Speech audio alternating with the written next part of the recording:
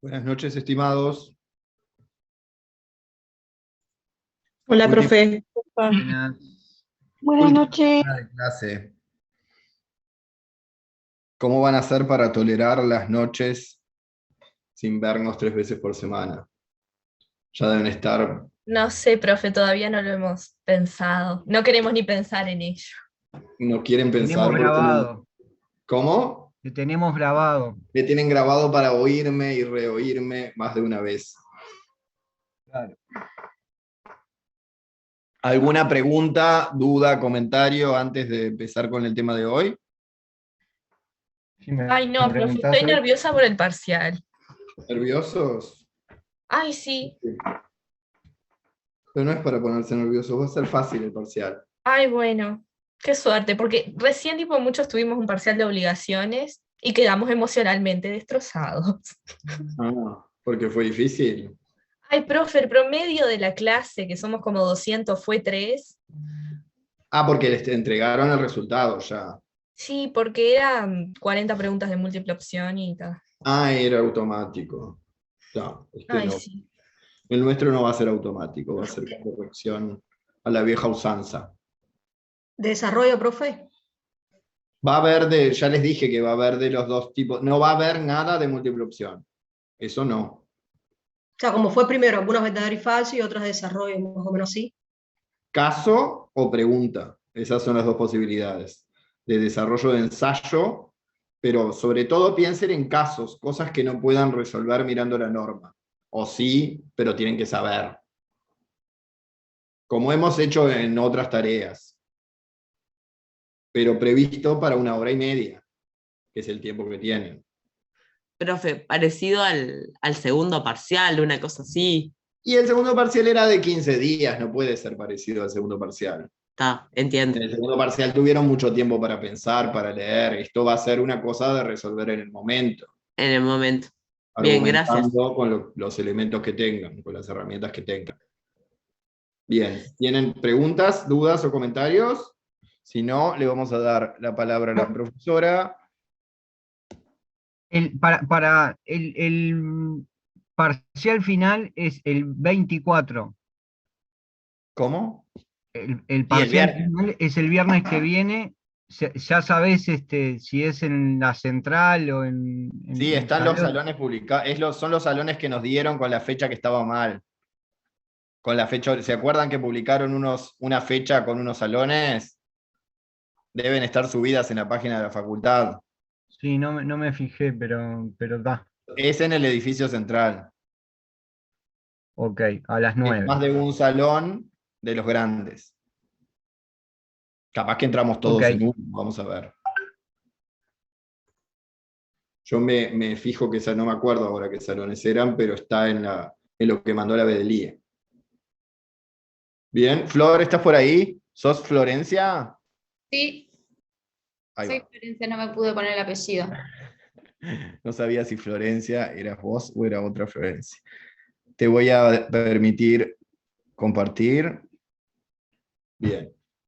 Florencia nos va a hablar hoy de los procesos incidentales, un tema del que hemos picoteado durante las clases en la mayoría del curso, y ahora vamos a profundizar en la cuestión. Ustedes algo ya saben o intuyen de qué vienen los procesos incidentales. Cuando quiera, Flor. Sí, Todos. ahí están viendo que compartí. Sí, pero estamos viendo tus archivos. Ahí. ¿No? Vos tenés que abrir el archivo, Sí, yo lo veo abierto. pero elegiste otra cosa, elegiste compartir otra imagen, ¿Ahora? la del buscador. Ah, pará. Tenés que bajarlo y elegir de nuevo.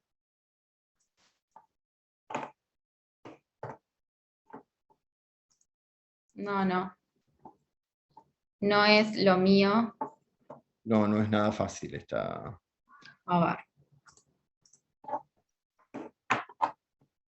A ver, Santi, ¿me ayudas? Tiene que dejar de compartir, profe. Eso, deja de compartir lo que estás compartiendo Recording in y progress. volvé a hacerlo.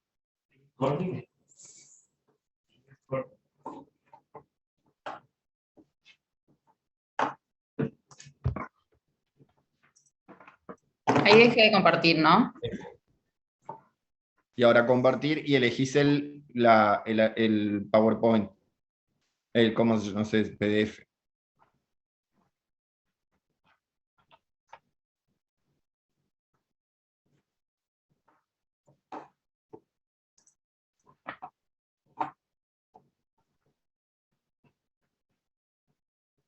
Ahí siguen viendo mis archivos, ¿no?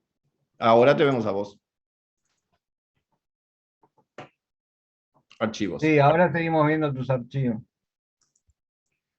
A ver, un segundo.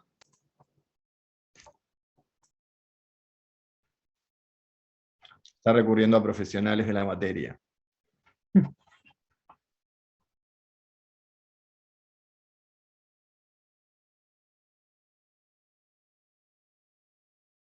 Supongo que están estudiando como desquiciados.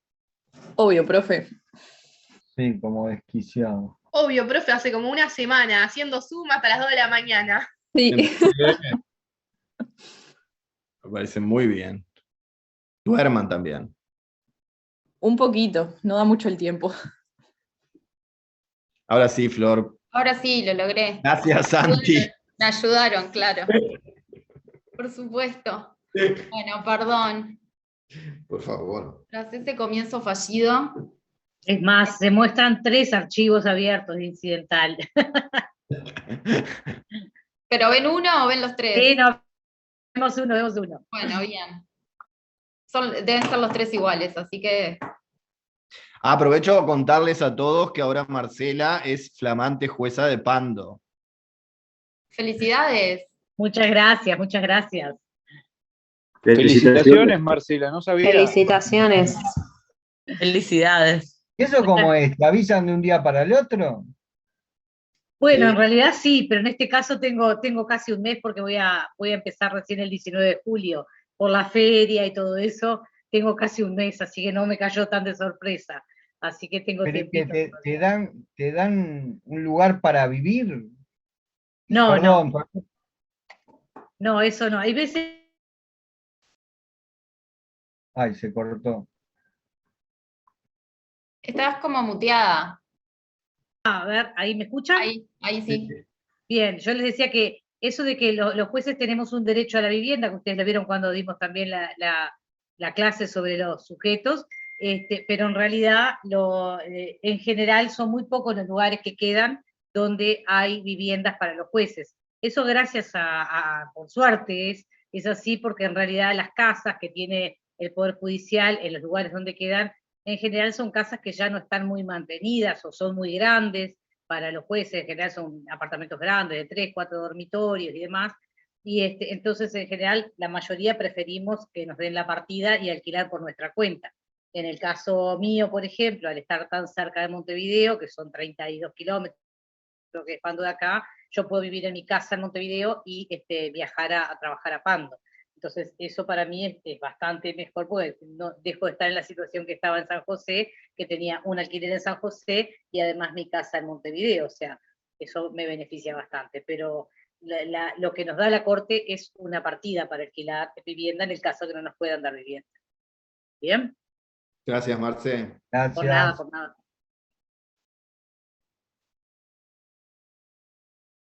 Perdón, Flor. Bueno, no es nada. Retomo yo. Bueno, hoy la clase de hoy es sobre procesos incidentales. Lo que yo avanzo, ustedes lo van viendo, ¿no? Sí. Bien. Bueno.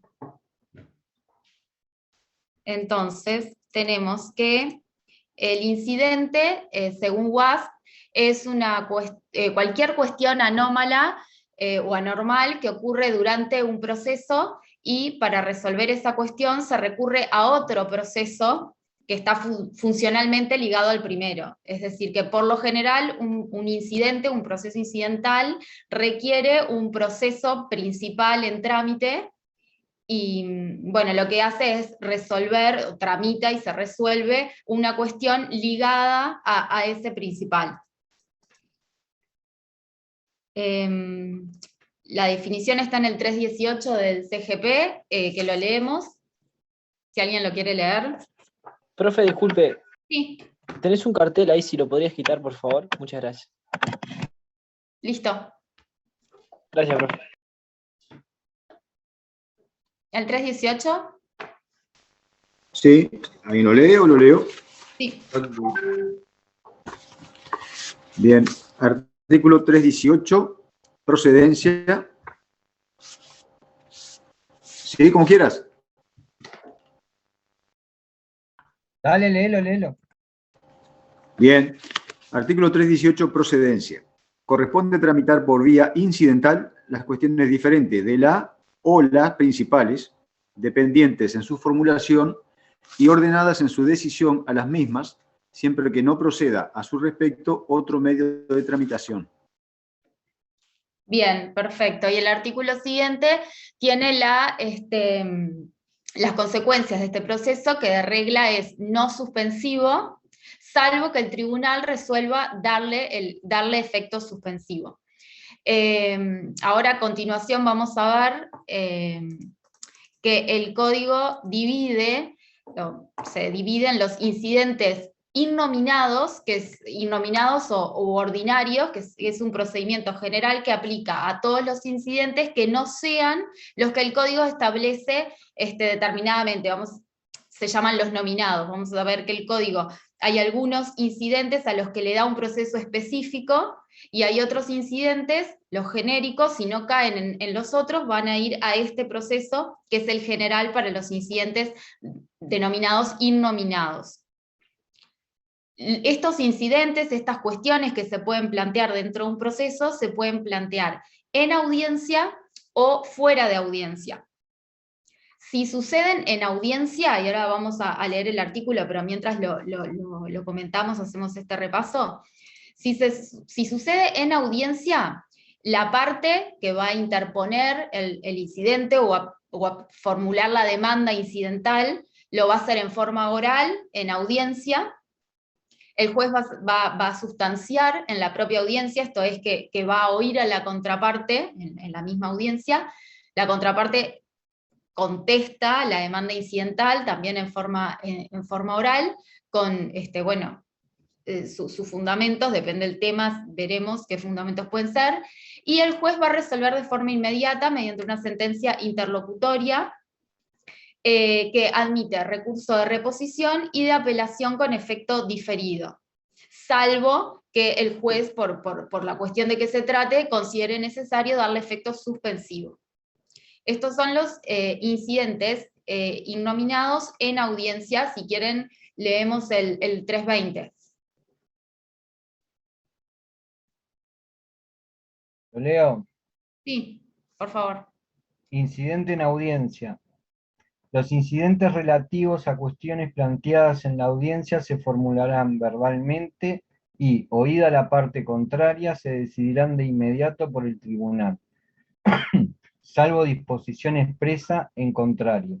La decisión será susceptible de los recursos de reposición y apelación con efecto diferido. Bien, era lo que habíamos visto. Bueno, el proceso incidental está sumamente regulado en el CGP, cada uno con su artículo, y es básicamente seguir al pie de la letra el CGP, en cualquier caso que nos encontremos frente a un incidente, ya sea en audiencia o fuera de audiencia, que como un incidente, por ejemplo, un incidente que se puede plantear en audiencia, es la tacha de falsedad de un documento. Por ejemplo, que ustedes ya vieron en prueba documental, que un documento puede tacharse de falsedad. En la audiencia preliminar, por ejemplo, que es cuando se va a fijar el objeto del proceso, de la prueba, se van a admitir los medios de prueba, ese es el momento para que la parte que lo entienda y tache de falsedad un documento. Sí, levantó la mano Antonella. Profe, una duda. ¿La sentencia que resuelve es una sentencia interlocutoria con fuerza definitiva? Bueno, va a ser con fuerza definitiva respecto del incidente, pero en realidad no, es una sentencia interlocutoria. Bien, gracias. Bueno, les estaba diciendo el ejemplo de un incidente en audiencia, puede ser ese, la tacha de falsedad.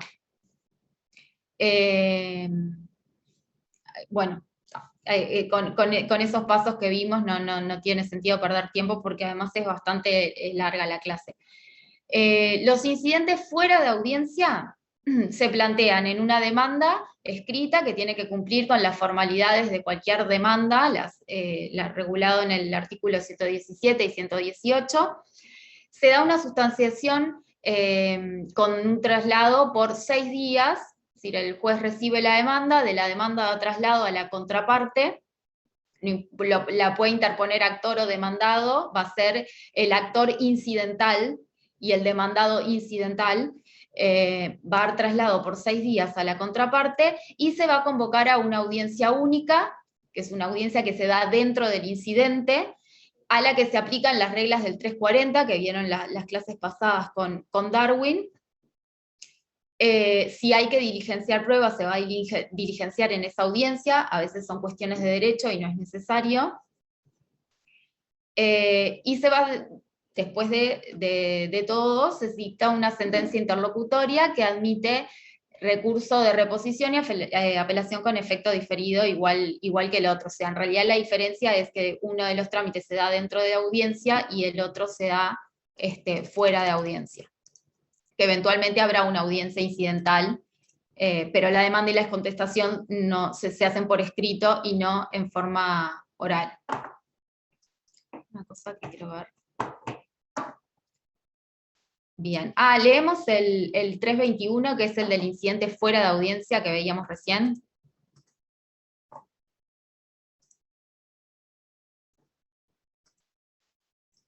Si alguien quiere. Sí, lo leo. Artículo 321, incidente fuera de audiencia.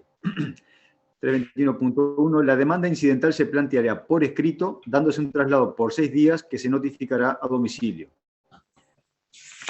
Tanto con la demanda como con la contestación, si se tratare de una cuestión que requiera prueba, las partes la acompañarán conforme con lo dispuesto por el artículo 118.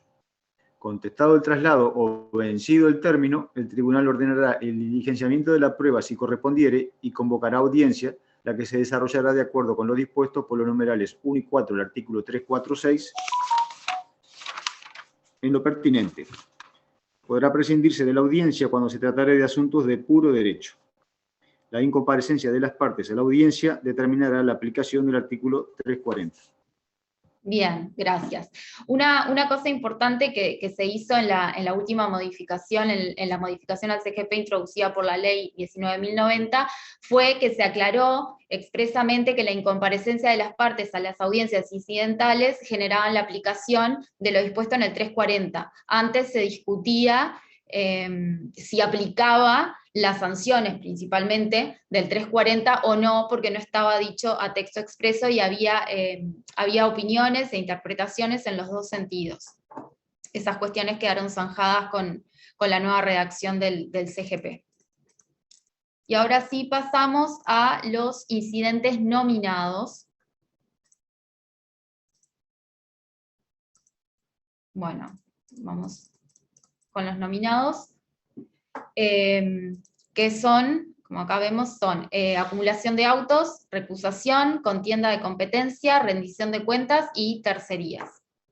Esos son los incidentes nominados previstos específicamente en el código, que no dejan de ser incidentes, pero que tienen un proceso específico determinado. Bueno, la acumulación de autos, si quieren, leemos el artículo 323.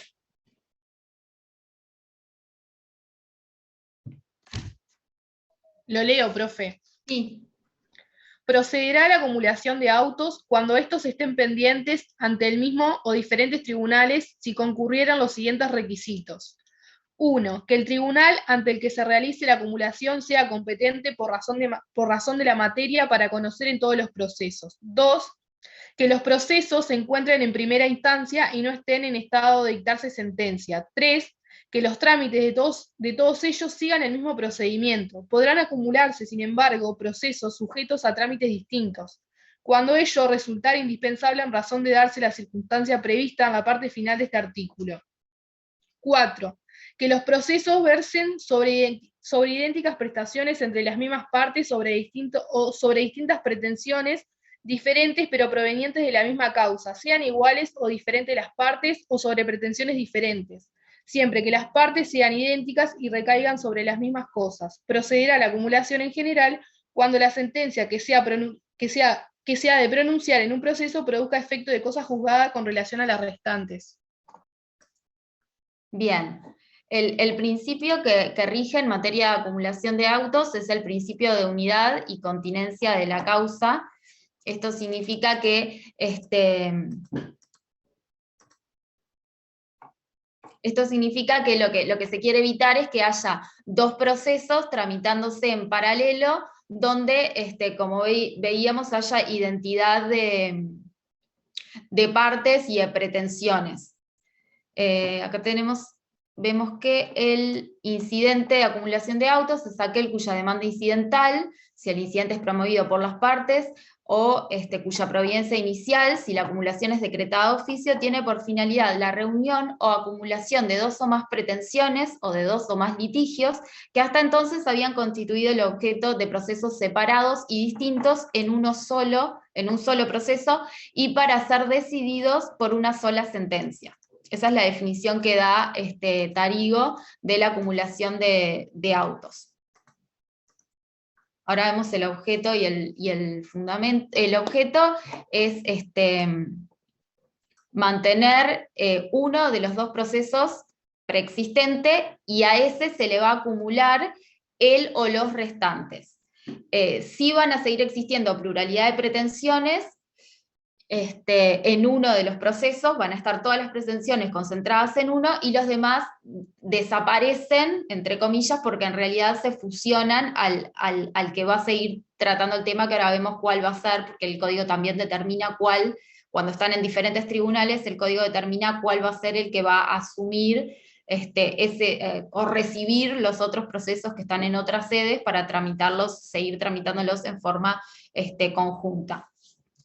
El fundamento y la finalidad es la economía procesal, evitar, como les decía, la duplicación de expedientes y de esfuerzos, procurar la mejor tramitación de todas las cuestiones, y esto es lo más importante, lograr una solución armónica, sin contradicciones, esto es, evitar que haya, por ejemplo, sentencias diferentes ante casos exactamente iguales.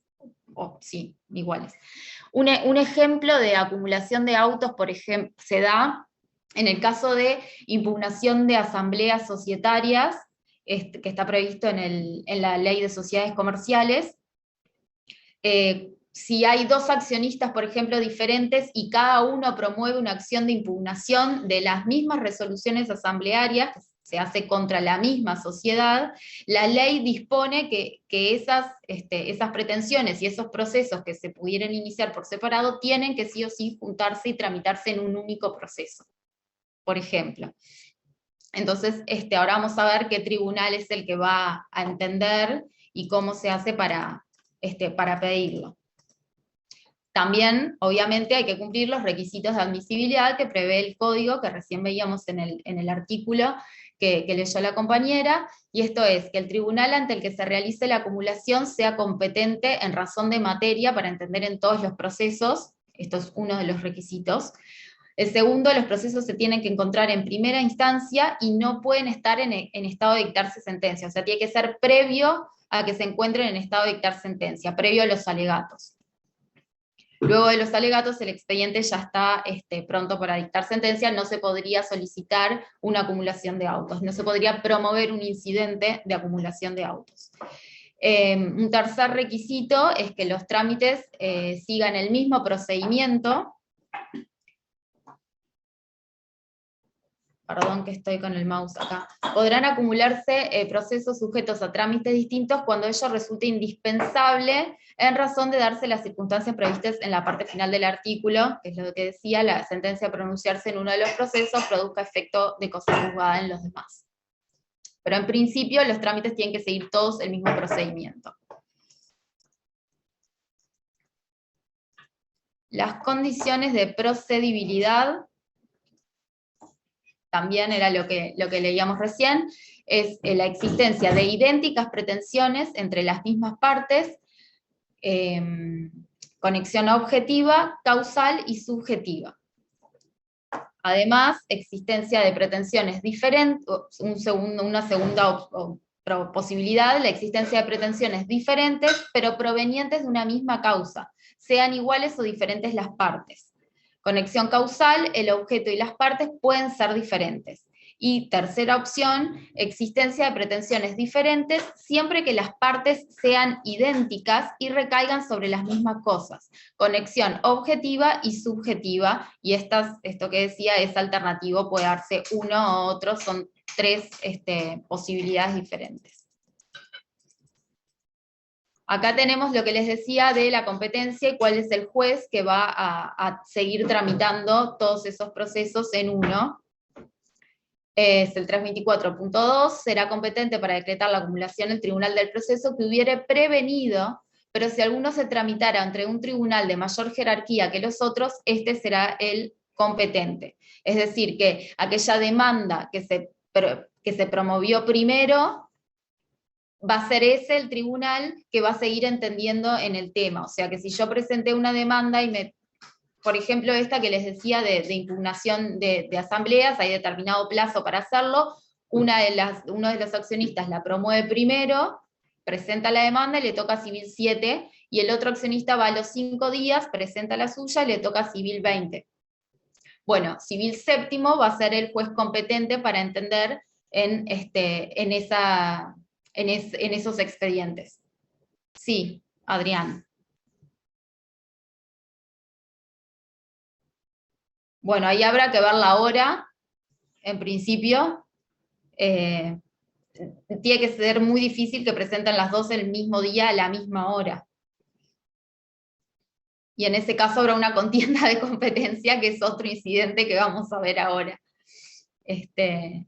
Pero bueno, el CGP no prevé tantos detalles, sí puede ser que se den en la práctica. Matías. ¿Qué tal? Buenas noches. Sí, me imagino que también puede cambiar el tribunal en tema de cuantía, ¿verdad? Por más que se haya promovido después, a posterior de la primera demanda, si la segunda, digamos que puede ser que supere la cuantía o no, porque sería un proceso en paralelo. O en esos casos sería la misma cuantía. Si por diferencias en el monto a uno le correspondiera un juzgado de paz y al otro un juzgado letrado, el que va a asumir competencia es el juzgado letrado, porque el CGP dice que si alguno se tramita ante un tribunal de mayor jerarquía que el otro, el competente va a ser el más alto jerárquicamente. Digamos, en este caso entre un juzgado de paz y un juzgado civil, quien va a asumir competencia va a ser el civil, el letrado. Puede ser Gracias, profe. Civil en este caso. ¿Está bien? Sí, profe, gracias. No, está bien. Leemos el 324.1 y punto 3.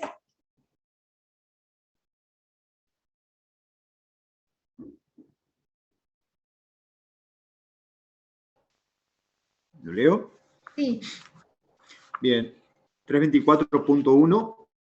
Procedimiento. La acumulación podrá solicitarse por cualquiera de las partes interesadas o decretarse de oficio en cualquier momento de la primera instancia del proceso hasta que llegue al estado de dictarse sentencia. Y 324.3. La petición se formulará con los requisitos establecidos para la demanda en cuanto fuere pertinente y se sustanciará con un traslado a todas las demás partes interesadas con un plazo de 10 días, vencidos los cuales pondrá el tribunal que se traigan a la vista todos los expedientes en trámite. Si algún tribunal rehusare la remisión, este o el requirente someterá la cuestión a la Suprema Corte de Justicia, la que decidirá sin otro trámite. Bien. Perfecto. Acá vemos una diferencia respecto del procedimiento de los incidentes innominados, y es el plazo del traslado, que en este caso es de 10 días, en el otro caso era de 6 días.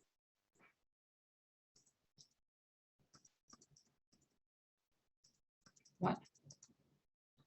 Después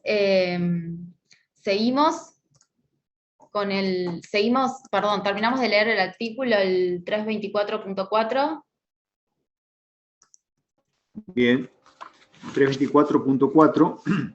La petición de acumulación suspenderá el trámite del proceso en el cual se solicita y la recepción del pedido de remisión de los autos tendrá igual efecto.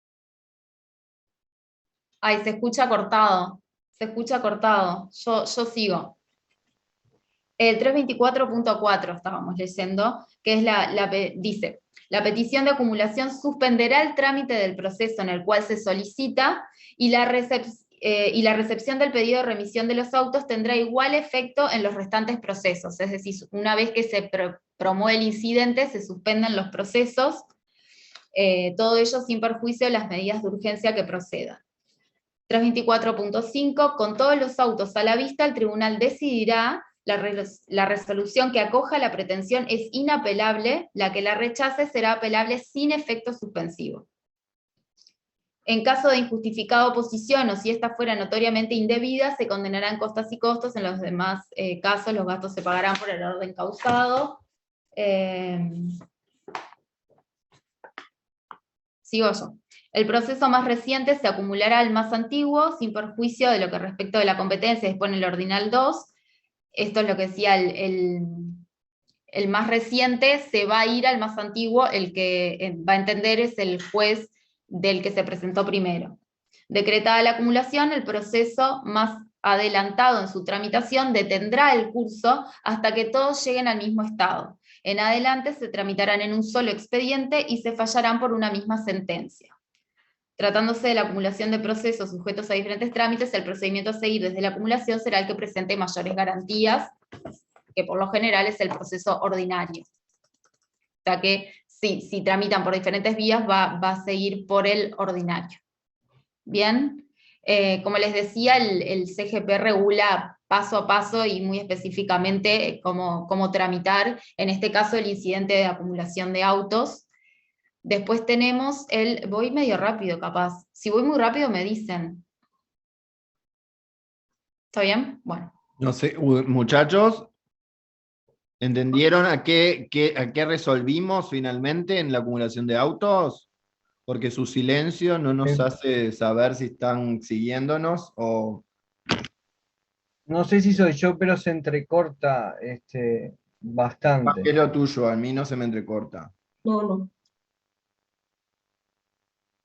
¿Entendieron el tema de llevar todos los procesos al mismo estado? Sí. Yo no entendí, profe. El proceso más antiguo del juez que tiene que resolver la contienda de competencia está en la etapa de la audiencia complementaria. ¿Bien? El proceso que queremos acumular está en etapa de dar traslado de la demanda. Todavía no se contestó la demanda.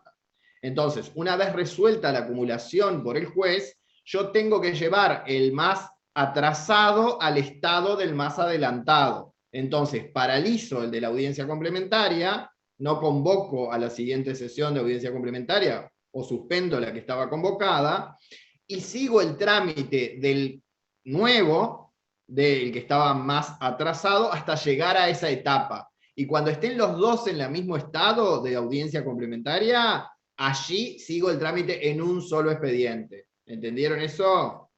Eso es lo que dice la ley. Porque yo hasta ahora tenía juicios separados. Y el legislador quiere que dicte una sentencia sola. Para dictar una sentencia sola, tengo que llegar a la misma etapa de todos los procesos. ¿Bien? Y entonces, cuando los tenga todos en la misma etapa, sigo junto. Y la sentencia va a ser una sola que resuelva todas las pretensiones. Si tienen dudas, la paran a Flor, le preguntan y lo vemos. No se queden en silencio. A mí me surge una duda, perdón. Que es el tema, ¿esto tiene que ver también con el tema de la economía procesal? Sí, como dijo la profesora cuando dio los fundamentos, uno de los fundamentos es la economía procesal. Perdón, a mí sí también se me cortó un poquito. Bien, gracias. Tratar de forma eficiente esas pretensiones, como te dijo Florencia, de la impugnación de las resoluciones de las asambleas, o de los que tuvieron el accidente de tránsito en el ómnibus de Cutsa, hicieron 30 juicios distintos y los quieren tramitar todos juntos y acumularlos y que un solo juez resuelva cuál es la responsabilidad en el hecho y qué daños hay que repararles o no a cada una de las víctimas. ¿Entienden? Ahí no entraría también lo de los litisconsorcios. El litisconsorcio facultativo es una forma de acumulación de pretensiones, ya lo vimos. Pero el litisconsorcio es una forma de acumulación inicial. Y hoy Florencia les dijo que la acumulación de autos es una acumulación sucesiva. Este juicio no lo empezaron juntos. Esto empezaron como juicios separados. Ahora los vamos a juntar. Acumulación sucesiva por reunión, pero los fundamentos son exactamente los mismos. Pero nunca llegarían a ser litisconsortes en esto de acumulación de Y autos. lo van a hacer, porque si sí. son de un sujeto, van a actuar como litisconsortes cuando este proceso tramite junto. Inicialmente no lo eran, pero ahora se les van a aplicar las reglas del litisconsorcio facultativo. ¿Entendiste, Magali? Sí, ahora entendí, gracias. Vale, perdón, Flor. No, por favor, gracias. Cualquier cosa me interrumpen o Germán, si ves que voy muy rápido. Yo por ir rápido capaz no... Luis levantó la mano. Sí, profesora, una consulta. ¿Cómo es el mecanismo por el cual, digamos, un tribunal o varios tribunales, digamos, constatan que hay ese tipo de, digamos, de situación donde hay más de un proceso que puede ser acumulado? Por lo general es las partes se enteran de que hay otro proceso y piden la acumulación. Es la parte interesada, cualquier interesado es el que promueve el incidente de acumulación de autos. Es decir, solamente por, digamos, por iniciativa o disposición de las partes. No es necesariamente de oficio que se tiene que dar. Puede ser de oficio, pero no sé en qué casos se enteran, Germán. 99,9% de los casos son a iniciativa de parte las acumulaciones de autos. Pero si son procesos que tramitan ante la misma sede, el juez mismo se puede dar cuenta de que esto es mejor si lo acumulo y lo resuelvo todo junto. Imagínense que si todos expedientes de mi juzgado yo me doy cuenta que está en un supuesto de acumulación. O el expediente me llegó por alguna razón de otro juzgado, en una apelación de una interlocutoria de un juzgado de paz, y yo digo, bueno, pero esto tiene una estrechísima relación con el juicio que yo tengo en mi juzgado, y ahí se puede dar un supuesto de acumulación de oficio. Si el juez constata que se da el supuesto. Estaba pensando en una situación, supongamos algún reclamo que tuviera que ver contra la administración, supongamos, no sé si eso tendría lugar, con personas que obviamente tienen un vínculo funcional con la administración, de la misma naturaleza. ¿Se corta? No, ahora no. Y que, bueno, lo inician en diferentes departamentos, por ejemplo, ¿no? Es decir, ahí hay alguna forma que, digamos, la justicia se pueda percatar de ese tipo de situaciones para... Y ahí más probablemente lo mueva la parte, Luis, porque si son juicios que se promovieron, uno en La Valleja, uno en Cerro Largo y uno en Artigas, no hay mucha forma de enterarse si la parte no lo pone, las partes no promueven la acumulación. Son situaciones que obviamente le conviene a la parte en ese caso. Si a la parte le conviene, la va a promover. Claro, perfecto.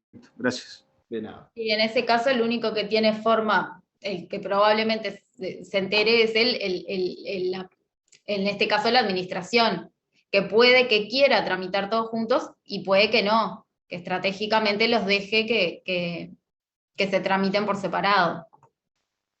Pero si quiere pedir la acumulación, va a ser la parte la que lo va a pedir, porque probablemente capaz los actores tampoco sepan de la existencia de los juicios en los diferentes departamentos.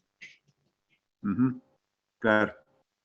Y ahí en todo caso lo que se resuelva, bueno, puede favorecer en definitiva a todos quienes están haciendo la pretensión, digamos, claro. Y se promueve la acumulación, sí. Claro. Si no se acumulan, cada uno va a tener su sentencia ante el tribunal en que se esté tramitando, que puede ser que las sentencias sean diferentes. Que eso es lo que la acumulación de autos quiere evitar. Claro. Además de ahorrar recursos y esfuerzos y que dos jueces estén analizando la misma situación, capaz que al mismo tiempo, con poco tiempo de diferencia, otra de las cosas es que haya una misma sentencia para los casos que se encuentran en la misma situación. Correcto. Genial, muchas gracias. De nada. Bueno, entonces voy a tratar de ir un poco más despacio. Seguimos con otro incidente nominado, que es el de recusación. Ahora vamos a leer el código. El incidente de recusación lo que implica es que el juez que entiende de un determinado proceso, en este caso es un solo proceso, dejamos la acumulación de autos de lado, ese era un incidente, este es otro, lo digo para no confundirnos. Lo que significa es que el juez que entiende en el caso, por algún motivo, entienda que se va a ver afectada su imparcialidad frente a un litigio, que es un principio y una característica esencial de la condición de juez, la imparcialidad, puede ser que el juez entienda que, por ejemplo, porque es conocido de una de las partes, puede ser amigo o no, haber cursado, a mí me pasó una vez, ahora les cuento, cualquier motivo que al juez le haga pensar que puede ver afectada su imparcialidad en la causa, puede recusarse, que lo que significa es hacerse a un lado, no seguir tramitando ese proceso, y bueno, lo va a resolver otro juez. El juez lo puede hacer de oficio, puede de oficio recusarse, o alguna de las partes que sabe de esa relación, por ejemplo, puede promover un incidente de recusación para remover al juez que está entendiendo en la causa y que resuelva otro. Acá lo tenemos lo que está diciendo. Está la inhibición de oficio, cuando el juez estimare necesario soportamiento del proceso, podrá declararse inhibido de oficio, indicando la causa que motivare su apartamiento. Esto es un poder deber del juez, es decir, tiene el derecho y tiene la obligación de hacerlo. Por ejemplo, como les decía, cuando es amigo de una de las partes. La recusación es el mismo juez entiende que la causa no lo inhabilita para conocer en el asunto, pero existe algo que puede ser dudoso, o no sé, entonces lo pone en conocimiento de las partes. Ahora vamos a leer los artículos, pero a mí lo que me pasó ejerciendo fue que el juez, era una jueza en audiencia, puso en conocimiento de que había sido compañera de estudio o compañera de facultad de una de las partes. No se inhibió de oficio, lo puso en conocimiento de la otra parte. Ella dijo que entendía que no iba a afectar su imparcialidad ese solo hecho, pero entendía que debía ponerlo en conocimiento para que las partes resolvieran qué hacer. En ese caso dijimos, no pasa nada, no cuestionamos la imparcialidad y se siguió adelante con el proceso. Pero ahí podría haber pasado que una de las partes dijera, no, yo quiero promover un incidente de recusación. Entonces, si les parece, leemos el artículo 320. Dejás contarles una, Flor. A mí, siendo juez en el interior, mi vecina de enfrente promueve un desalojo como actora. La señora era bastante intensa de trato, pero yo, vecino de enfrente, hola, chau, ella siempre como que trataba de conversar, yo no le daba pelota, yo no estaba mucho, y la mina resuelve dejarme un día una carta en el buzón, que hablaba, por supuesto, del expediente. Entonces, el mismo día era la audiencia preliminar del asunto, y yo llevé la carta y les dije, en aplicación de esta norma, les cuento que esta mujer es mi vecina de enfrente y hoy me dejó esta carta. Yo no tengo afectada mi imparcialidad, pero tengo que poner esto en conocimiento para que ustedes hagan lo que entiendan corresponder. Incluso si me hubieran recusado, yo no hubiera aceptado la causal. Pero eso es discutible, que ya lo vamos a ver. Bien, sí, en el interior es como más probable también conocer a las partes. Bueno, ahí leemos el 326. ¿Alguno? No me van a leer a mí. Magalí. Sí, profe, yo lo busco. 326. ¿Completo? Acá está. 326, iniciativa, ¿verdad? 326.1. El juez que se considere se considerare incluido en alguna de las circunstancias mencionadas en el artículo anterior, lo hará saber a las partes, las que dispondrán del plazo de 6 días para promover el incidente de recusación. En caso de no hacerlo, se entenderá que renuncian a invocar al impedimento. ¿Sigo? Sí, una aclaración del artículo anterior, que es el 325, que refiere expresamente a cuestiones de afecto o enemistad que vinculen al juez con las partes, o sus abogados y procuradores, porque en el caso que decía Germán era él directamente con la parte. En el caso que yo les mencionaba, era con el abogado de la parte. La jueza tenía relación con el abogado de la parte e igualmente lo puso en conocimiento. Solo eso, cuáles son las cuestiones que dice el CGP que pueden dar motivo a una recusación. Ahora sí seguimos con el 326.2. 326.2. Cuando el juez estimare necesario su apartamiento del proceso, podrá declararse inhibido de oficio, indicando la causa que motivare su apartamiento. 326.3. Si solo se tratare de causales de decoro o delicadeza, el juez no podrá inhibirse si no obtiene la previa autorización del tribunal superior que corresponda o del tribunal que integra si es colegiado. La solicitud, con expresión de sus fundamentos, se planteará en forma verbal o escrita. ¿Continúo? Sí, es medio largo, pero sí, terminemos de leerlo. Bueno. 326.4. El incidente de recusación podrá ser promovido por la parte interesada, aun cuando nada haya expresado el juez. En este caso, la recusación deberá plantearse en la primera actuación que la parte realice en el proceso.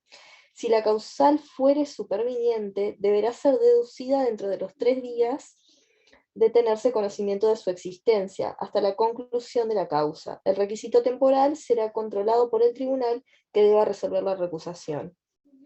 ¿Sigo? No, deja. Bueno, pregunto porque no sé si... no, está bien. Lo que regula es paso a paso el proceso, el incidente.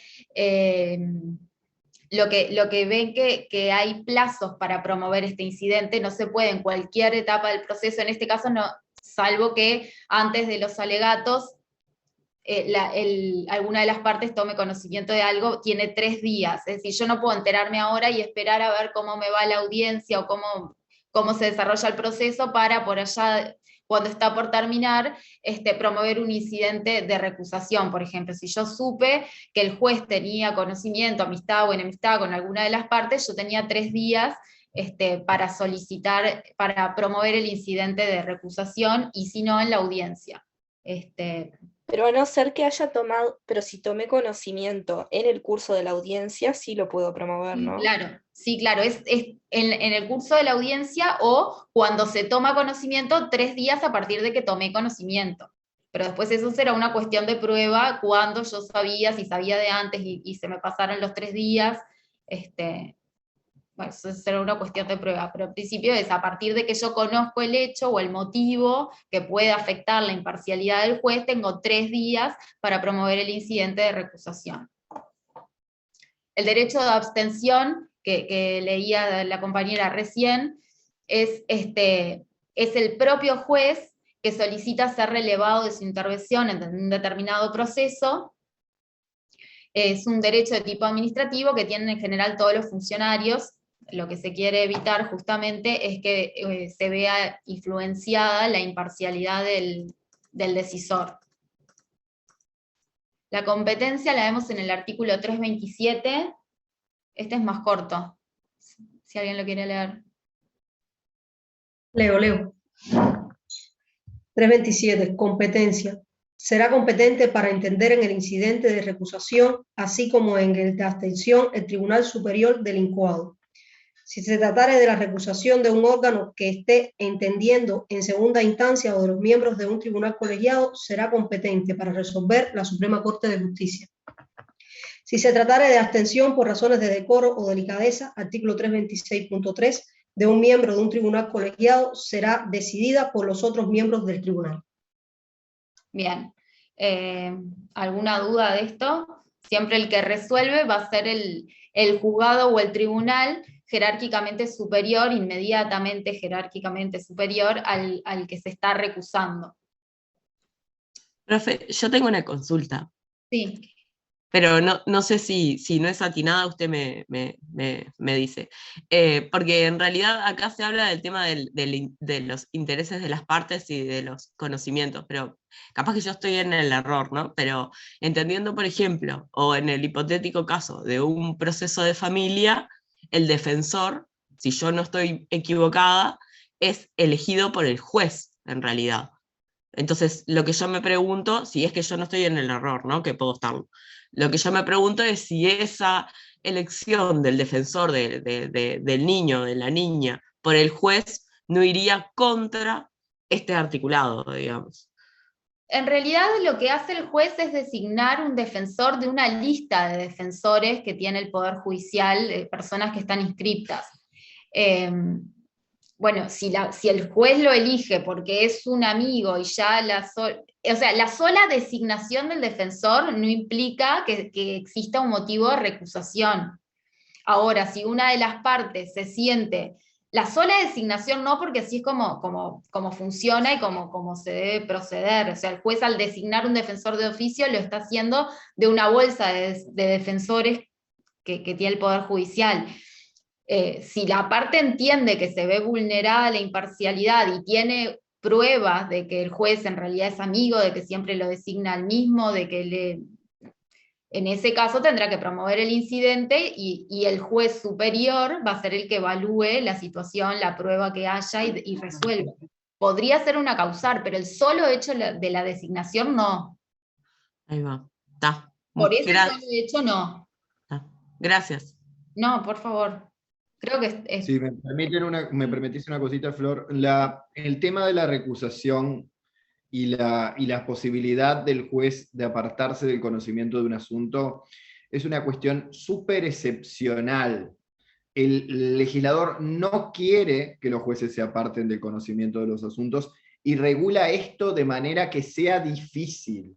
Entonces, como les mostró Florencia, dentro de la regulación del incidente de recusación encontramos 3 institutos distintos, que son la inhibición de oficio por un lado, la recusación por otro, y el ejercicio del derecho de abstención por otro. Esos 3 institutos dependen del grado de afectación de imparcialidad que tiene el juez. Yo me inhibo de oficio cuando la que promueve el juicio es mi hermana. Yo no puedo resolver el juicio de mi hermana. Y si yo no me inhibo de oficio, estoy incurriendo en una grave falta administrativa y esa sentencia es impugnable y eventualmente es nula, ¿verdad? Si yo resuelvo el juicio de mi hermana. O si resuelvo mi propio juicio. Eso es un motivo para inhibirme. Si yo tengo interés en el objeto. O, por ejemplo, este asunto yo ya lo resolví, prejuzgué. Entonces no puedo resolver. En cambio, si yo soy amigo de una de las partes, puedo ponerlo en conocimiento de las partes, o de sus abogados, es más normal que sea de las partes. Los abogados podrán pedir mi apartamiento a través de la recusación, y si prueban la amistad íntima, me van a poder apartar. Yo lo puedo poner en conocimiento, y ellos van a poder promover en un plazo ese incidente. Por el contrario, si yo lo que tengo es una causal de decoro o delicadeza, yo no puedo intervenir en este asunto porque quedaría mal. Eso es decoro o delicadeza. Yo, ¿saben qué? Tuve una relación amorosa con el abogado o con la abogada que promueve este asunto. Ahora no tenemos ninguna relación. Pero, por ejemplo, hace algún tiempo estuvimos juntos. Yo no lo voy a plantear, eso no es una posibilidad de abstenerme de ese asunto, pero le puedo pedir al tribunal que me permita apartarme por razones de decoro o delicadeza.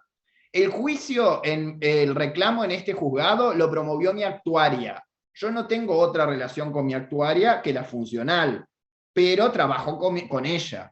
Puedo pedirle al tribunal que me deje apartarme del conocimiento del asunto porque no queda bien que yo resuelva en el asunto de la actuaria. ¿Entienden ese matiz? Son 3 grados de afectación de la imparcialidad. Uno fuerte, que alguna parte de la doctrina llama impedimento, que son las causales de inhibición otras las causales de recusación, menos graves, pero también implican el apartamiento, y luego decoro delicadeza, que será el tribunal superior que evalúe si se puede o no se puede apartar. Y en general los tribunales son muy exigentes a la hora de habilitarle a los jueces a apartarse del conocimiento de un asunto. Ustedes pueden consultar la jurisprudencia en la base de jurisprudencia de contiendas de competencia ante la Corte o ejercicios de derecho de abstención por jueces, que van a ver que les dicen que no en general, que no pueden.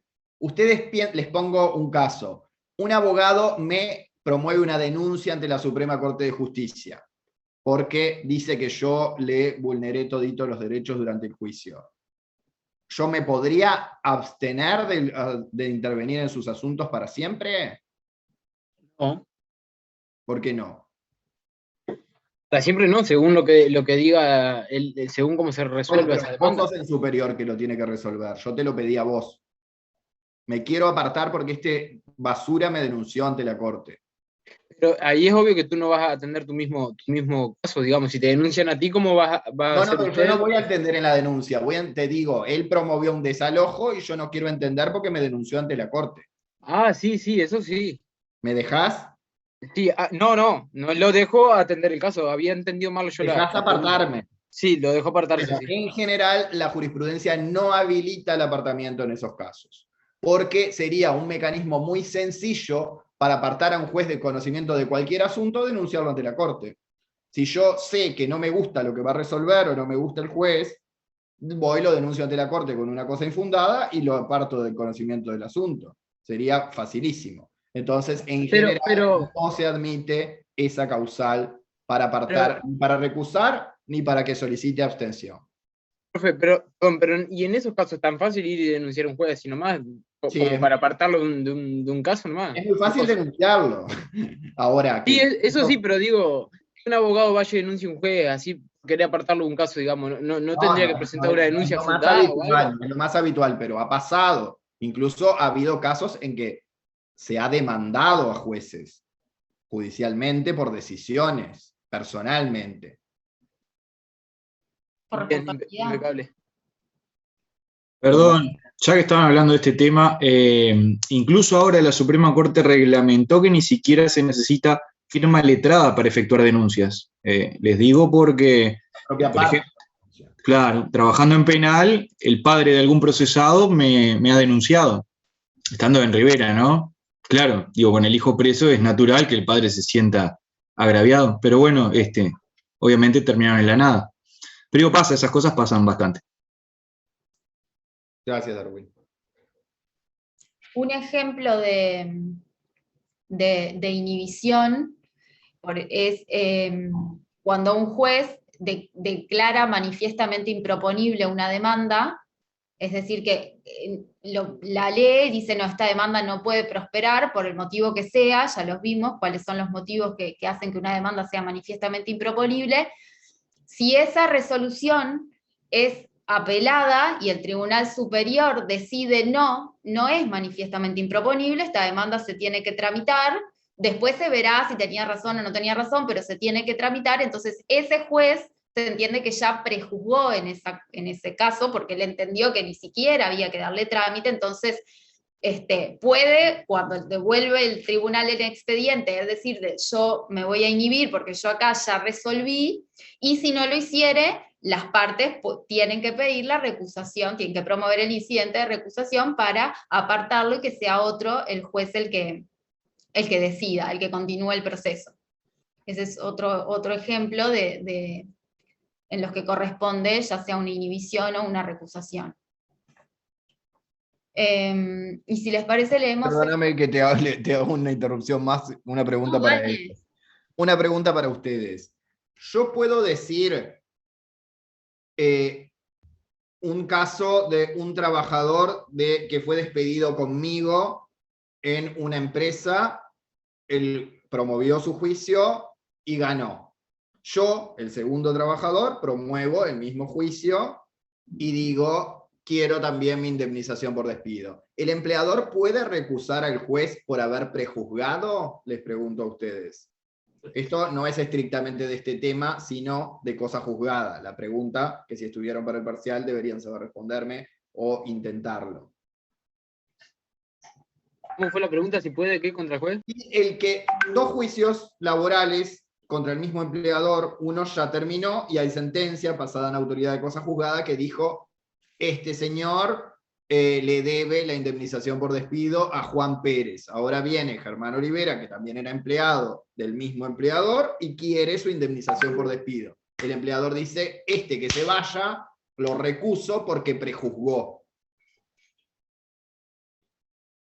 Como poder, yo, perdón, si nadie va a hablar, hablo yo. Vos hablá.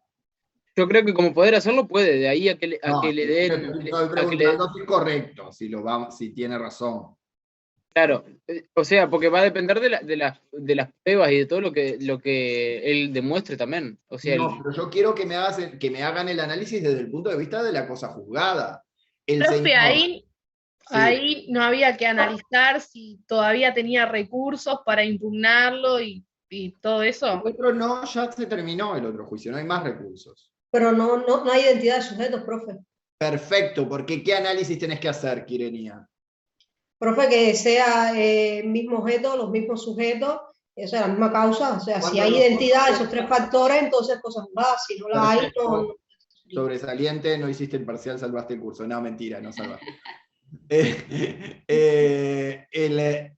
El análisis que hacíamos para determinar si hay cosa juzgada de un proceso respecto de otro, también lo hacemos para determinar si un juez ya resolvió un asunto. Bien, esa es una primera pregunta que les hago, que Kirenia salvó el curso, los demás no, todos siguen en carrera. Yo resolví en la despacho saneador, en la interlocutoria respectiva del artículo 341.5, una cuestión que es relevante o es parte de lo que voy a decidir en la sentencia definitiva. ¿Bien? Por ejemplo, dije que el crédito no caducó. ¿Me pueden recusar por haber dictado esa resolución? ¿Prejuzgué? ¿Ahí te parece que sí? Yo creo que no, porque en realidad el juez después en la sentencia definitiva puede cambiar de posición, ¿no? Perfecto, eso es una excelente forma de verlo, pero la cuestión, esto se suele analizar desde la perspectiva de cuando la ley impone al juzgador adelantar una decisión y pronunciarse sobre algo, eso nunca va a implicar prejuzgamiento, porque la ley le dijo que se pronunciara sobre eso, y lo único que hizo el juez fue cumplir con lo que la ley le ordenó. Esto pasaba mucho con el proceso penal viejo, cuando el juez dictaba lo que se llamaba el auto de procesamiento, que tenía el mismo contenido que la sentencia definitiva, y entonces después venían las partes y decían, pero lo quiero recusar porque este ya dijo que yo la maté. Pero no, dijo que vos la mataste porque la ley le dijo que había elementos para decir que vos la mataste en el momento en que la ley se lo dijo. Porque si no, piensen que en cada oportunidad que un juez dicte una medida cautelar, lo podríamos apartar del conocimiento por prejuzgamiento. ¿Entienden? Entonces, cuando la ley ordena pronunciarse sobre algo que implique parte del contenido de la sentencia definitiva, si lo hace en la forma legalmente prevista, no está prejuzgando. ¿Bien? Lo mismo que el juez, ustedes no lo saben todavía y lo vamos a ver el año que viene, pero el juez que entiende en el proceso de ejecución de la sentencia es el mismo juez que intervino en el proceso de conocimiento. Y este juez ya resolvió este asunto. Entonces había quien sostenía, este juez prejuzgó. Esto la ley, por supuesto, lo vino a zanjar en el 2013, esa discusión, pero tampoco era sostenible antes del 2013 por esta razón que yo les digo. Cuando la ley me impone un pronunciamiento y yo lo dicto en la oportunidad procesalmente prevista, no implica prejuzgamiento. Perdón, Florencia, pero quería relacionarlo con el parcial, a ver si los pongo en situación de resolver cosas de cosa juzgada, por ejemplo. Bien. Profe, yo le quería preguntar qué fue lo que respondió Kirenia hoy, porque no logré escucharla, perdón. Que iba a aplicar la regla de la triple identidad o los procedimientos que usamos para ver si existe cosa juzgada respecto de un procedimiento y otro. ¿Te acordás de eso? Sí, sí, ahora sí. No lo había logrado escuchar nada más. Gracias. Bueno, seguimos con la demanda incidental de recusación, que está prevista en el artículo 328.1, que es cortito, si alguien lo quiere leer.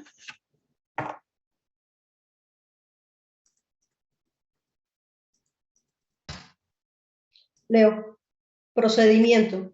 328.1. La demanda de recusación se planteará ante el propio tribunal del juez recusado con la indicación y solicitud de toda la prueba que se pretenda diligenciar. Artículo 318.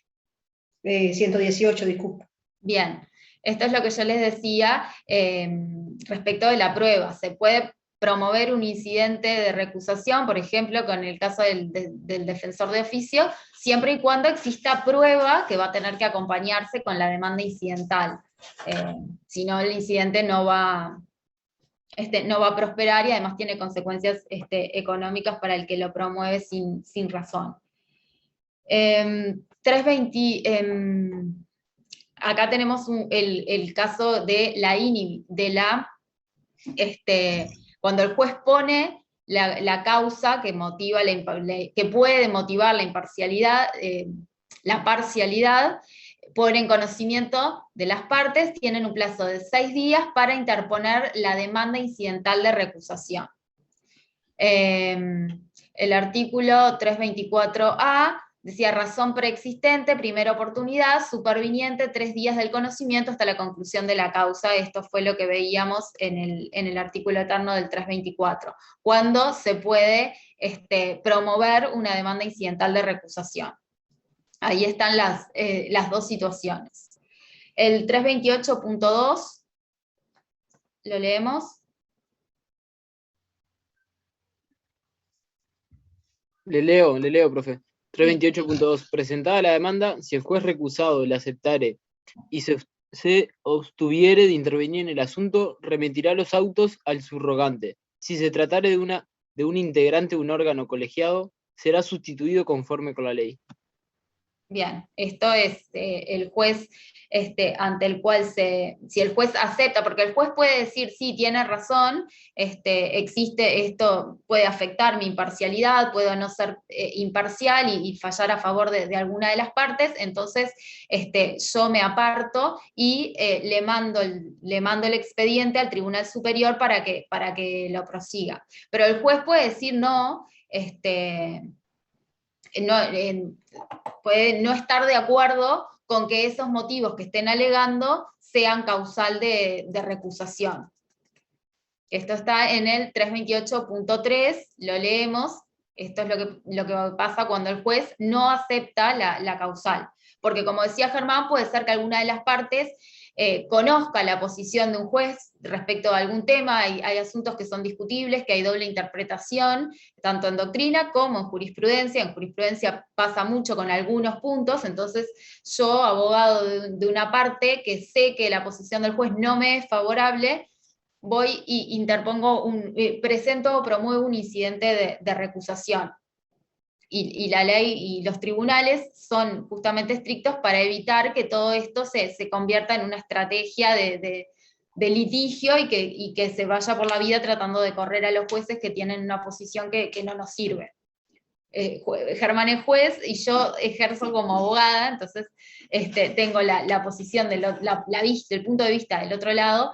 Y muchas veces pasa que ya cuando te asigna, cuando la horda, que es la distribuidora de turnos, te da un turno y ya sabes que respecto de tu tema, ese juez tiene una posición.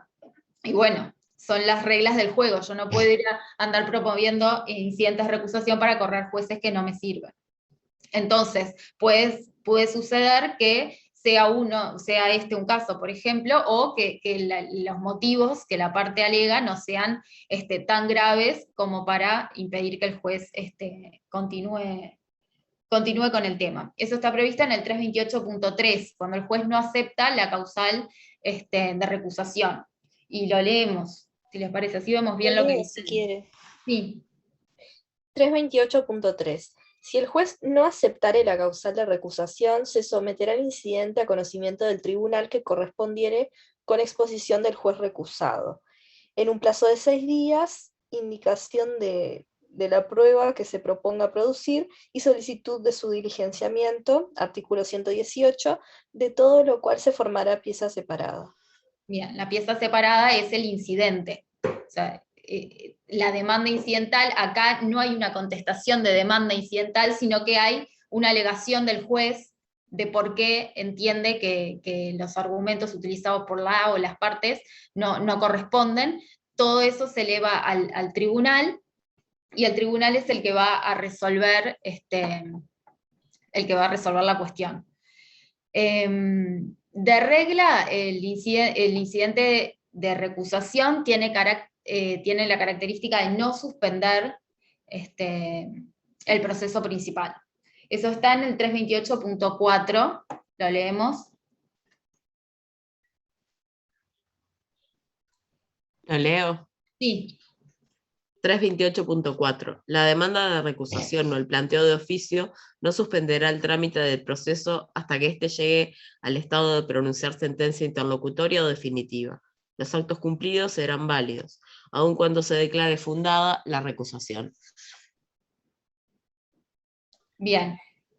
Esto lo que significa es que el incidente de recusación no suspende el proceso principal, sino hasta que se llegue al estado de dictar sentencia. Si esto sucedió en la audiencia preliminar, por ejemplo, se promueve el incidente de recusación, se arma la pieza, se va al tribunal, y el proceso principal se sigue tramitando, se convoca audiencia complementaria, se diligencia la prueba. Si se llega a la etapa de dictado de sentencia definitiva, y el incidente todavía no está resuelto, en ese caso sí tiene que suspenderse para que, a la espera de que se resuelva el incidente. ¿Bien?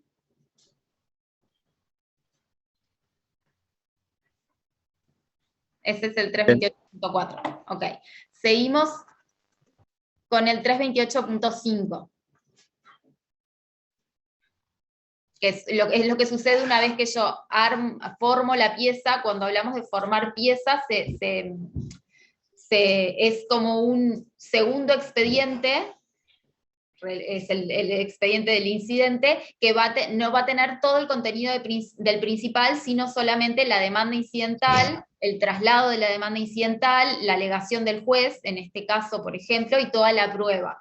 Con eso se forma un segundo expediente, que es lo que se eleva al tribunal. El expediente principal queda en el juzgado en el que se está tramitando. ¿Bien? Y el 328.5 entonces. Lo leo si quiere. Sí. El tribunal que conociere en la recusación podrá rechazarla de plano si la considerare manifiestamente infundada o convocar audiencia. Bien, eso es lo que va a hacer el tribunal superior cuando reciba esa pieza incidental con esa demanda de recusación. 328.6. Concluida la causa, se remitirán los autos al Ministerio Público, el que dispondrá de 10 días para pronunciarse. Devuelto el expediente, el tribunal se pronunciará en el plazo de 15 días y su decisión será irrecurrible. Las costas y costos se regularán por lo dispuesto en el artículo 56.1. Y después dice ver redacción de los artículos 27 a 29 del Código. Bien. Eso lo dice porque esas normas cambiaron y el Ministerio Público no interviene más. ¿Se acuerdan? Bien. Cuando hablamos del Ministerio Público, yo les dije, no interviene más nada en civil de lo que el código dice que interviene. Por eso ahí se remite ver artículos tales y cuales. O sea que al final no interviene acá en esto. No. Todas las que veas en los procesos civiles que dice que interviene el Ministerio Público, no interviene. ¿Y no tendrían que haber puesto como que estaba derogado? Bueno, el legislador usó esa técnica de FEA y dejó todas las normas, y tenés que ir a las normas que regulan el Estatuto del Ministerio Público o a los artículos 29, esos que te nombró ahí, para ver cuándo interviene el Ministerio Público. Pero las referencias quedaron por todos lados. Gracias. Bien, bueno, entonces tenemos una sentencia interlocutoria que va a dictar el tribunal que es irrecurrible, o sea, lo que resuelva el Tribunal Superior no va a ser recurrible. Ay, perdón, se me fue. ¿Listo con el incidente de recusación? ¿Alguna duda?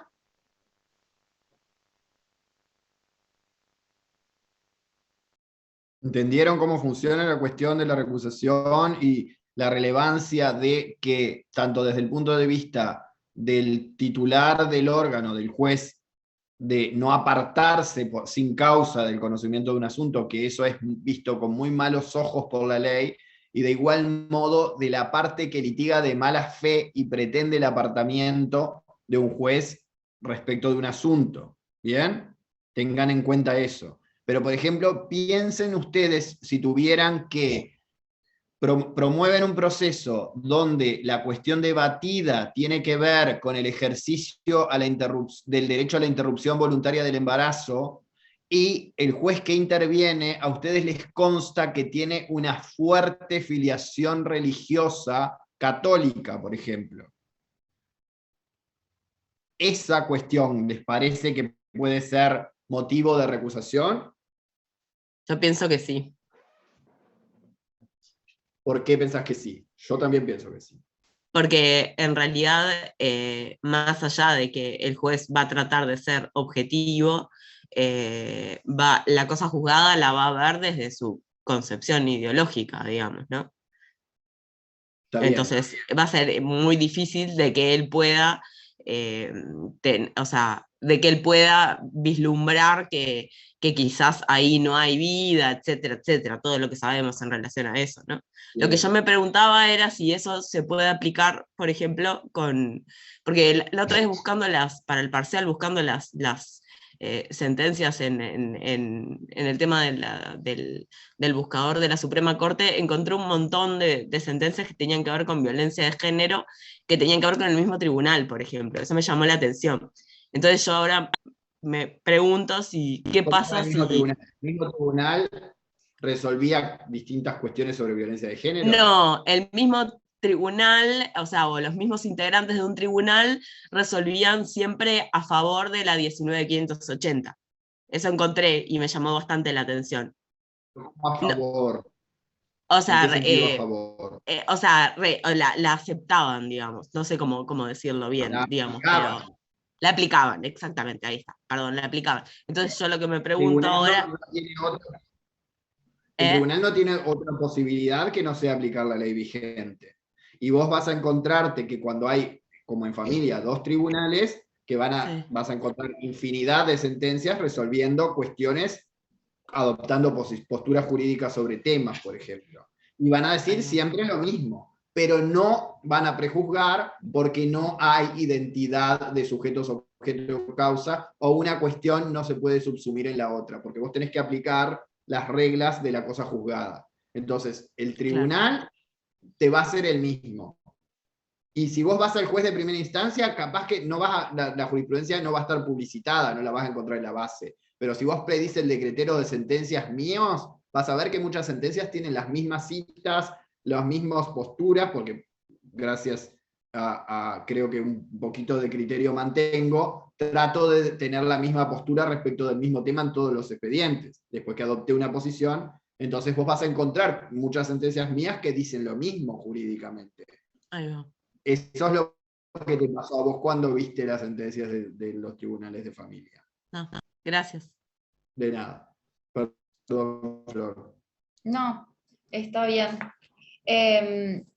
Preguntaba si había quedado alguna duda para pasar a otro... No me quedó claro, no llegué a la conclusión de la pregunta que había hecho el profe con el juez que tenía esa pública y notoria afiliación a la Iglesia Católica. Y esa persona, ¿a ti te parece que tiene imparcialidad suficiente para resolver sobre una interrupción voluntaria del embarazo cuando su ideología religiosa le dice que eso está mal? Yo no te estoy diciendo que vos tengas que compartir lo que yo pienso. Te estoy planteando que lo pienses. Yo pienso que no, pero vos podés pensar que sí.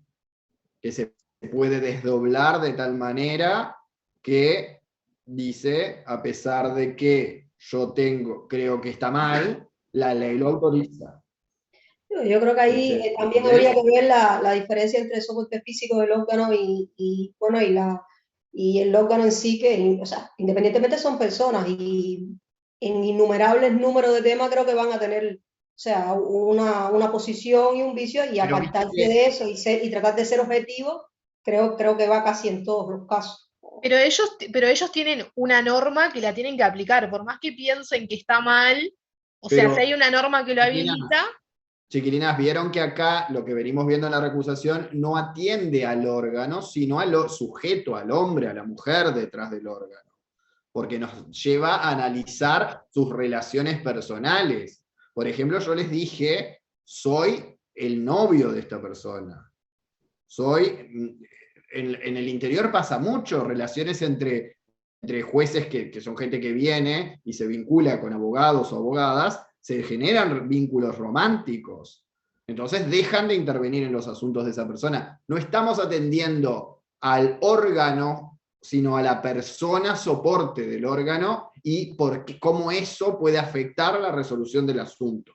Entonces yo simplemente les dejo el planteo para que lo piensen, porque esto ocurre no solo con ese tema, ustedes habrán visto en la prensa todas las recusaciones que hubo en el año 2019 a la doctora Bernadette Minbiel en la Corte por unas declaraciones en la prensa en relación a los expedientes de vulneraciones a los derechos humanos en la dictadura, no sé si lo recuerdan.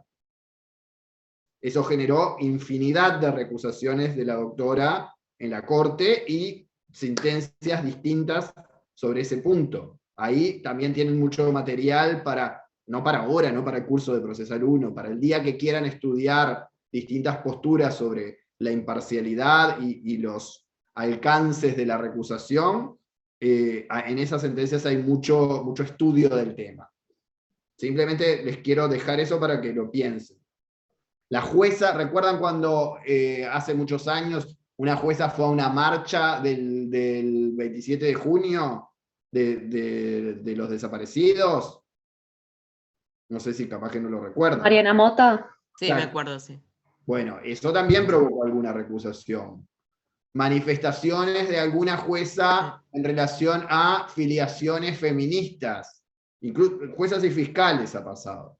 También ha generado recusación. Entonces, ¿dónde está el límite de cuál es mi derecho de manifestar mi pensamiento y como ciudadano, y que eso me implica apartarme de un asunto? Eso está, y para ustedes va a ser un problema mucho más importante que lo es para nosotros, porque eso se viene como novedad. Por eso se los planteo.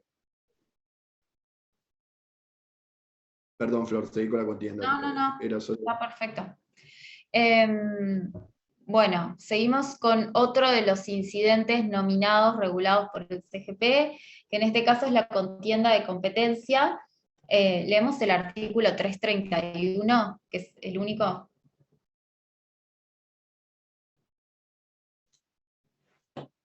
¿Alguno lo lee?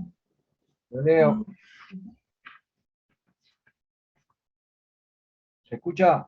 Sí. Resoluciones contradictorias sobre competencias. Si por cualquier circunstancia dos o más tribunales resultaren declarados competentes o incompetentes para entender en un mismo asunto por sentencias ejecutoriadas, cualquiera de ellos, de oficio o a petición de parte, podrá someter la cuestión a la decisión de la Suprema Corte de Justicia. Esta, sin más trámite que las diligencias que creyere oportunas para mejor proveer, resolverá cuál de los tribunales debe conocer en el asunto. Bien. Esto es cuando se plantea, tenemos el caso de dos tribunales que están entendiendo en el mismo caso y los dos se consideran competentes. O sea, hay dos tribunales competentes para entender en un mismo caso concreto. Entonces lo que se hace es se promueve un incidente de contienda de competencia y va a ser la Suprema Corte de Justicia la que resuelva cuál de los tribunales es el que debe entender.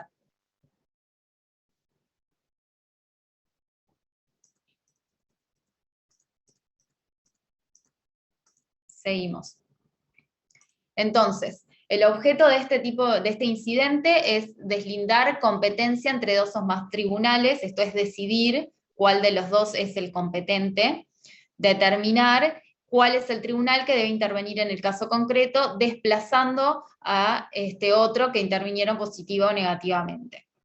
Los tipos de contienda de competencia, esto es lo que decíamos, es positiva cuando cada uno de los tribunales reclama la competencia en el caso, es decir, los dos se entienden competentes, y la negativa es cuando los dos rechazan la competencia en el caso, es decir, los dos entienden que no son competentes, sino que es el otro, es como entienden que yo entiendo que el competente es Germán, y Germán entiende que soy yo, entonces va a ser la Corte la que resuelva en definitiva cuál es el tribunal que tiene que entender en el asunto. ¿Qué les parece que pasará más? ¿Los dos lo quieren o ninguno lo quiere? Yo creo que no lo quieren. Ninguno lo quiere nunca. Algo que sea algo muy fácil, capaz. Tampoco. Una sola vez vi una contienda positiva de competencia que los dos querían el mismo expediente. Eso sí era vocación. Sí. Bien. Bueno, ese es bastante sencillo, cortito. Seguimos con otro de los incidentes nominados, que es el de rendición de cuentas, que está previsto en el artículo 332 y 333 del CGP. Me quiero ir al otro. Así que si alguno lee el 332.1 y lo vamos analizando. Ya estamos por terminar. ¿Querés que sigamos un poquito el miércoles y lo dejamos acá hoy? Queda muy poquito. No, como gustes. Eso porque había arrancado rápido y me frené. Leo. Dale. 332.1. Todo aquel que